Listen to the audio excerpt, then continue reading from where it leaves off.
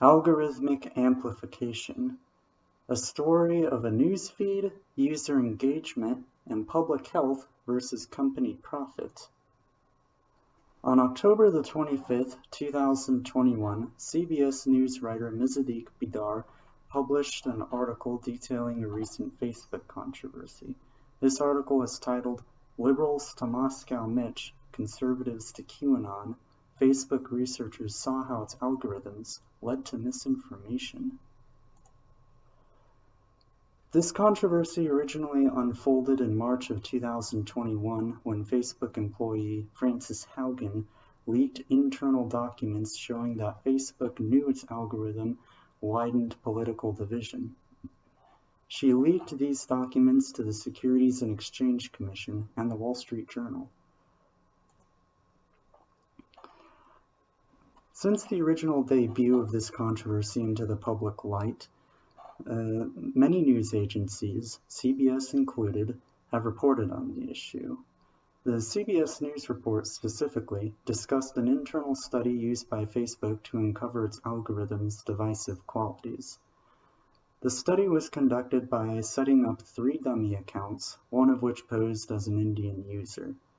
The employee who monitored this dummy account testified that, in the duration of this study, they had seen more images of dead bodies, specifically from India-Pakistan border skirmishes, suggested to them by Facebook newsfeed than they had seen in their entire lives before then. Meanwhile, the other 2 accounts posed as a liberal American user nicknamed Karen Jones and a conservative American user nicknamed Carol Smith. The Karen Jones account was led to Moscow Mitch memes by Facebook's algorithm, while this very same algorithm led the Carol Smith account to QAnon conspiracy sites. In sum, the results of this study found that Facebook's algorithm extremified its users' opinions by suggesting strongly negative imagery and content meant to vilify the other side.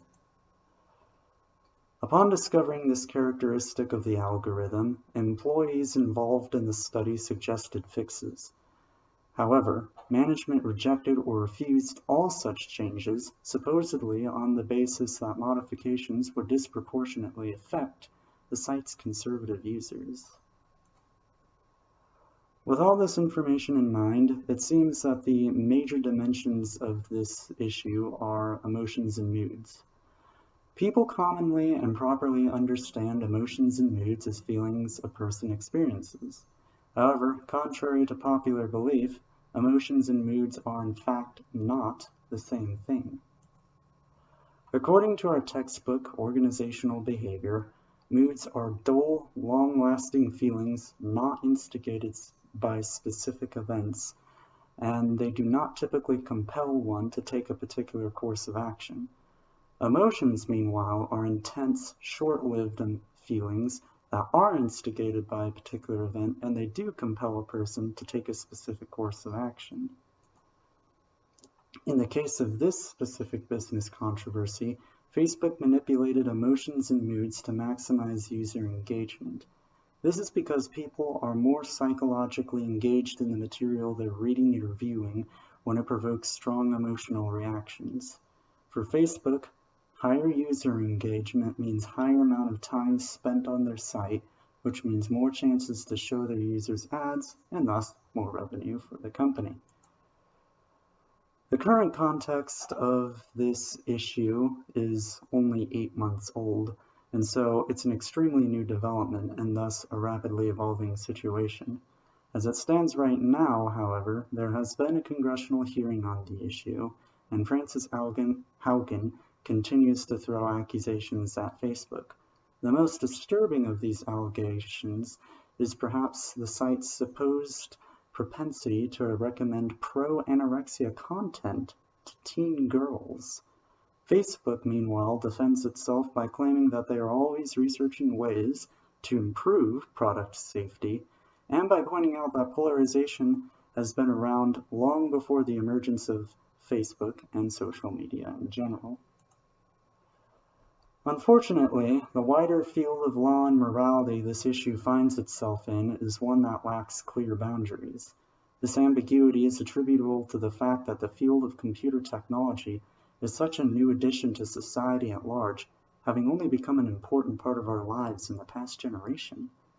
This ambiguity is also what started and continued to fuel this controversy, because without clear boundaries, Facebook and other tech companies simply don't have guidelines on what they can and cannot engage in. The results of this controversy, therefore, will determine what practices tech companies can and cannot engage in. Thus, the issue's outcome warrants public attention.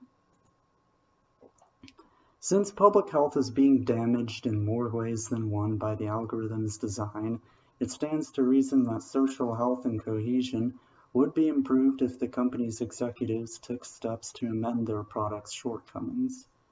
With that being said, Facebook's original intention was to increase user engagement. Thus, any attempt to lessen or remove the site's tendency to spread emotionally provocative content runs the risk of damaging user engagement. For Facebook, this would hurt their bottom line. As stated before, the algorithm is built in a way to maximize user engagement by spreading emotionally provocative content. Therefore, the solution to this issue is closely related to emotions and moods, since any meaningful change would necessarily need a lessening of Facebook's tendency to spread divisive or harmful content and misinformation. For this particular social media company, this solution would likely take the form of either blocking the spread of harmful content or removing the algorithm's favoritism toward this material. In conclusion, when considering the nature of this problem, it seems to me that the best solution would be to address the algorithm's underlying structure so that it no longer supports the spread of divisive or socially harmful content.